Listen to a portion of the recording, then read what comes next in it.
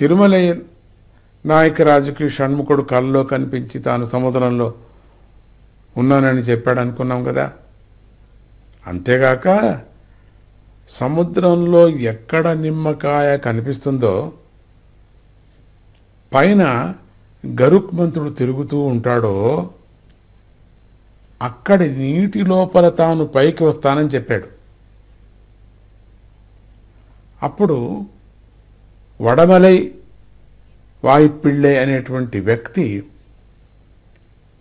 కొందరితో పడవలో వెళితే సముద్రంలో నటరాజ విగ్రహం, షణ్ముఖుడి ఉత్సవ విగ్రహం దొరికాయి. వాటిని దేవాలయంలో భద్రపరిచానని స్పష్టమవుతూ ఉన్నది. 1803లో తిరునల్వేలిలో లూషింగ్టన్ అనేటువంటి ఆంగ్లేయుడు కలెక్టర్గా వచ్చాడు. అక్కడ అతడు తిరుచెందూరు క్యాంపులో ఉండగా వసంత మంటపంలో భక్తులు స్వామికి విసిన కర్రలతో వీస్తూ ఉండటాన్ని చూశాడు. అప్పుడు ఆయన, మీ దేవుడికి చెమటలు పడతాయా అని ఎగతాళి చేశాడు. దానికి భక్తులు అవును అన్నారు. లూషింగ్టన్ ఎగతాళిగా నవ్వాడు. అర్చకులు దాన్ని నిరూపించటానికి స్వామివారి విగ్రహం పైన ఉన్నటువంటి పూలమాలను తీసి ఒక వస్త్రాన్ని కప్పారు. కొంతసేపట్లో ఆ వస్త్రం పూర్తిగా చెమటలతో తడిసిపోయింది. ఆ క్షేత్ర మహిమను గ్రహించిన లూషింగ్టన్ స్వామిని భక్తితో కొలిచి వెండి పాత్రలను కానుగ్గా సమర్పణ చేశాడు. ఇక తిరుచెందూరు శంకర భగవత్పాదులు, ఇది ఏంటి సంబంధం చూస్తాం. శంకర భగవత్పాదులు వారు ఒక వ్యాధిలో చాలా బాధపడ్డాడు.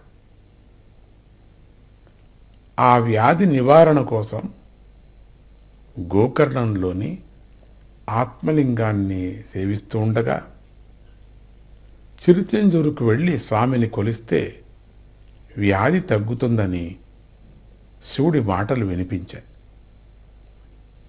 శంకర భగవత్పాదులు తిరుచెందూరు చేరారు. అక్కడ ఆయన ఒక అద్భుతమైనటువంటి దృశ్యాన్ని చూశారు.